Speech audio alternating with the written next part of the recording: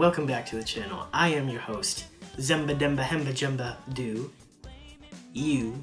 Now we have something that you probably might have seen on this channel before at this point. It's a figure unboxing. Specifically Persona. So this one came in actually a lot earlier than I thought it would. I ordered it from a different online retailer this time. And it came in early, and that's surprising. It's nice. It's very nice that you get the package early, but I wasn't very prepared. I mean, I say I wasn't very prepared, but this is probably the nicest setup we've had for one of these videos yet. I could ramble on more and such, but you know, I have plenty of other videos for that. Today you're here for this. This is Makoto Nijima, the Figma figure from Persona 5. It's specifically the animation, but I know that a lot of people are just gonna buy this because it's Persona 5. So let's get her out of her first box prison, because, oh boy, that's an unboxing for you. Anyway, taking a look at the package here, it's very, very similar to what we have seen before with the Persona line. We can pull out the boxes for the rest of the line here and see easily that, yeah, it's a Persona figure, alright? The only difference, of course, as I said, it's from the animation for some reason. Anyway, Makoto here is number 417, made by Figma, of course. I've already said that several times. I keep saying Makoto. The figure is officially called Queen, as you can see here. Atlas, Sega, Persona 5 the Animation Project. So I guess we do have them to thank for getting Makoto in a figure form, which is very, very nice because, of course, she's my favorite of the Phantom theme. She's amazing. We have some nice artwork here, some nice artwork over here. There's a bunch of different artwork on the back. You get the whole spiel. This is what we have with every Figma figure. Yeah, they're consistent. I like consistency. Now, I didn't bring scissors this time, so hopefully this will not be a problem. It's not. Okay, I am smart. Okay, introductions out of the way, the box and everything. Let's open her on up, see what is inside the box of the Figma figure. Probably a Figma figure.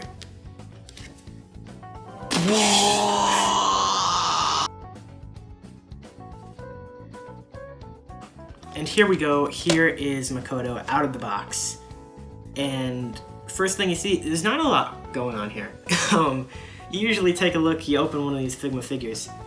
There's a lot to be overwhelmed by with a bunch of different pieces. But I mean, maybe I'm just hallucinating and it's been a while since I opened one of these. But I feel like there's not a whole lot of accessories with Queen, which in one way is nice because you're not going to lose them all, but in the other way, you're not getting as many accessories. But that also usually lowers the price, so, you know. Anyway, let's do the beautiful pop that will break your ears. That I refuse to edit out of my videos just because I'm that mean. And here we are. Faces kind of fell out a little bit, but this is the base of what you're gonna get. Of course, this is probably gonna be a wheel with hands down here, and the base, I can already see the base because it's everything that comes with the Figma, but here is our base stuff.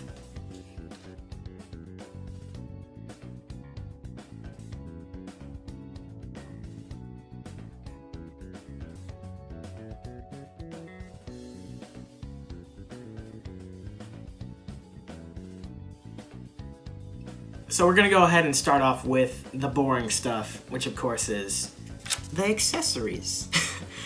So of course, first we have this pamphlet here that includes features of the figure, how you do stuff, get poses to work, and all of that. We'll look at that later. For now, I don't like being told what to do, so that didn't work. Can you see that on the camera? Just it landed on the table. That one worked. Anyway, let's start off with our trusty Figma stand, of course. Every Figma figure that you buy from the Figma place, Good Smile Company, will come with a stand like these, and these are lifesavers, of course, for when you are posing your figures, as you can see in the background right here. Because figures, you might not know this, they don't like to stand up on their own. Anyway, we have 3 points of articulation on these. They go straight and back. In 3 points should help you to get the kind of pose that you want out of this figure. Next comes our oh so trusty friend, the Figma bag, which is a lifesaver when trying to hold pieces of what comes in the box. All the accessories, of course, because Figma has a lot of accessories, but as I said, Queen here, not too many. Next up on accessories is the hand wheel, which you will see come into play later when we start getting this figure out to pose it a bit. But of course we have 6 different hands here just on this wheel, and as you'll see later, there's actually 2 other hands that will also go on this wheel that for some reason weren't included on the wheel at the first point. But that's not the whole idea of this. There's hands, they're nice. Look at them and you'll see them in action later. Next up we have faces, and of course that's a big thing that Good Smile Company figures offer. Nendoroids or Figmas alike, they have a lot of face options just so you can see your characters in different expressions, which is very nice. I mean, it's nice to put expression into the character that you're trying to pose on the shelf. I like it. Very nice. An accessory we have to have in the Persona series, of course, is the masks. Because of course these are the Phantom Thieves, and what would they be without masks? Not thieves, that's why. Next up we have weapons, and that's where the hands that weren't on the wheel earlier come into play. Because you might remember, Queen uses iron knuckles, and here are the iron knuckle hands. They just come attached to this certain hand for the figure because it would be hard to like make a little slot and come off. And yeah, I don't need to explain this to you. And of course, what would Persona be without gun? For his neutral special, he wields a gun. Queen comes with her signature gun of choice, of course, the revolver, which you can see her use in the game, and it's here as well.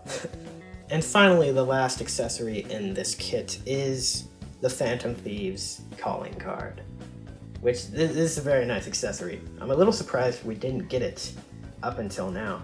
But as you can see, the front bears the Phantom Thieves logo. In the back, you can even see the outline of what the calling card would look like. So here is the figure, and we're going to talk about it. So right off the bat, you will notice that this is, of course, a Persona figure and a Figma figure, so it's going to have really good articulation. So as you can see here, there's swivels at the elbow, there's the thing at the hand, the hinge, so you can move it all around. There's, of course, the shoulder, can go all around as well. Same thing on the other hand, on the other side of the arm. Right here at the torso, moves around. The head movement, we'll talk about that a little bit later too, because it's interesting. And you'll see at the thigh here, there is this hinge here that will go rotate around. And then of course there's the usual ball joint there. And then we have full joints at the knee. And then of course articulation all around the foot. The two sticking points for me on this figure have to be both the scarf and the head. So first of all, you'll see the scarf piece here. It has one piece of articulation in the middle, which is, it's okay, it's fine. But the biggest problem I'm having with it is getting it to stay into the back of the neck where the peg goes. Because as you try to rotate it at all, it will easily come out. I mean, this could just be a factory defect on my version of the figure, could be perfectly fine on yours. I mean, I've seen that many times with these type of figures, but I just thought it would be worth mentioning.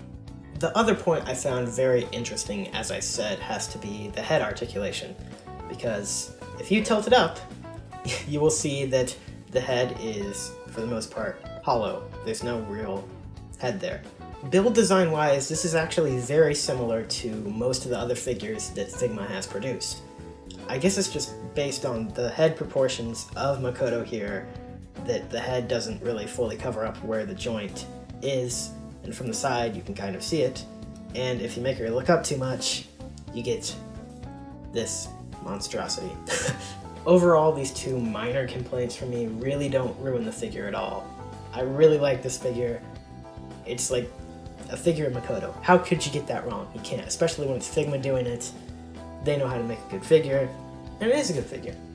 A few small things you might have to get over, but for the most part, I would highly recommend it.